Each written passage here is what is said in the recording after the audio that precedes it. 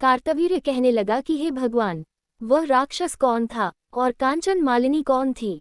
उसने अपना धर्म कैसे दिया और उनका साथ क्या हुआ? हे ऋषि, अत्रि ऋषि की संतानों के सूर्य, ये कथा सुनाकर मेरा कौतूहल दूर कीजिए। तब दत्तात्रेय जी कहने लगे कि राजन, इस पुरातन विचित्र इतिहास को सुनो। कांचन मालिनी नाम की एक सुंदर अप्सरा थी, जो माघ मास में प्रयाग में स्नान करके कैलाश पर जा रही थी। तब उसको मार्ग में जाते हुए हिमालय के कुंज से एक घायल राक्षस ने देखा।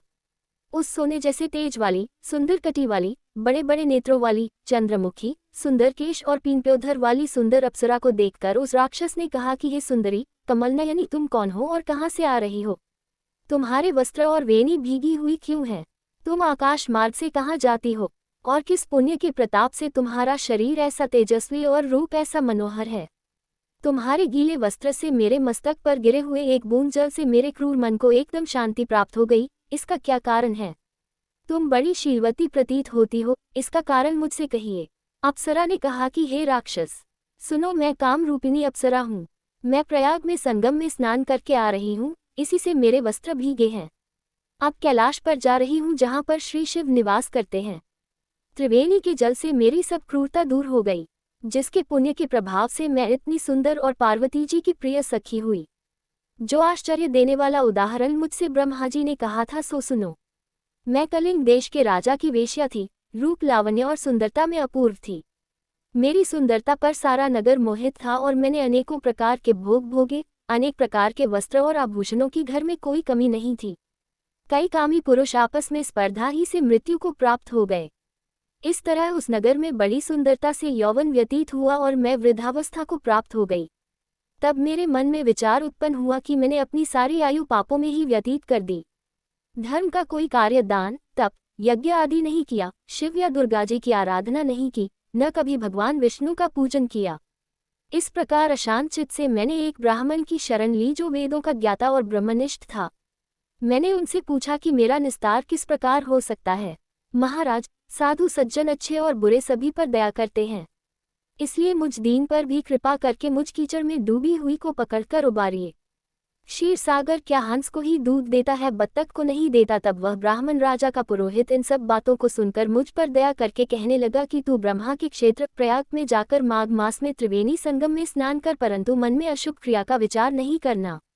पापों के नाश के लिए महर्षियों ने तीर्थ स्थान से अधिक और कोई प्रायश्चित नहीं बतलाया। प्रयाग में स्नान करने से तू अवश्य पवित्र होकर स्वर्ग को जाएगी।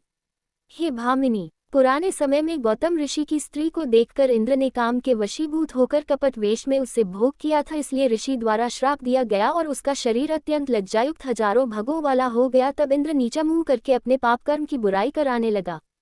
मेरु पर्वत के शिखर पर स्वच्छ जल वाले सरोवर पर एक स्वर्ण कमल से भरे हुए कोट में घुस गया और अपने पाप को धिक्कारता हुआ कामदेव की बुराई करने लगा कि यह सब पापों का मूल है। इसके ही वशीभूत होकर मनुष्य नरक में जाते हैं और अपने धर्म, कीर्ति, यश और धैर्य का नाश करते हैं। इंद्र ऐसा सोच रहा था, सो इंद्र के बिना सारा देवलोक शोभाहीन हो गया। तब देवता, गंधर्व, किन्नर, लोकपाल इंद्राणी के सहित बृहस्पति जी से जाकर पूछने लगे कि महाराज, इंद्र के न रहने से स्वर्ग ऐसा शोभाहीन हो गया है जैसे सतपुत्र के बिना श्रेष्ठ कुल। इसलिए स्वर्ग की शोभा के लिए कोई क्रिया सोचिए, इस विषय में देर नहीं लगानी चाहिए। तब बृहस्पति जी कहने लगे कि इंद्र ने बिना सोचे विचारे जो कर्म किया है उसका फल भोग रहा है, सो वह कहाँ है, मैं ये सब जानता हूँ। फिर गुरुजी ने सबको साथ लेकर स्वर्ण कमलों से युक्त बड़े सरोवर में इंद्र को देखा, जिसका मुख मलिन और आंखें बंद थी।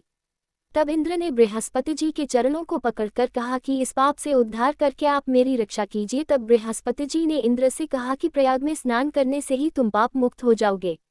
तब इंद्र सहित सबने ही प्रयाग में जाकर संगम में स्नान किया और त्रिवेणी स्नान से इंद्र पाप मुक्त हो गए। तब बृहस्पति जी ने इंद्र को वरदान दिया कि तुम्हारे शरीर में जितने भाग हैं सब नेत्र हो जाएं। तब इंद्र ब्राह्मण के वर से 1000 नेत्रों से ऐसा सुशोभित हुआ जैसे मानसरोवर में कमल शोभायमान होता है।